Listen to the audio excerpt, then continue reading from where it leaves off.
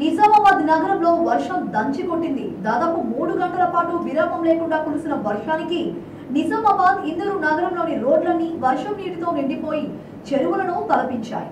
రోడ్లు జలమయం అవ్వడంతో ప్రజలకు తీవ్ర ఇబ్బందులు పడ్డారు. డ్రైనేజీలోని మురుగునీరు రోడ్లపైకి రావడంతో స్థానికులు ఇబ్బంది పడ్డారు.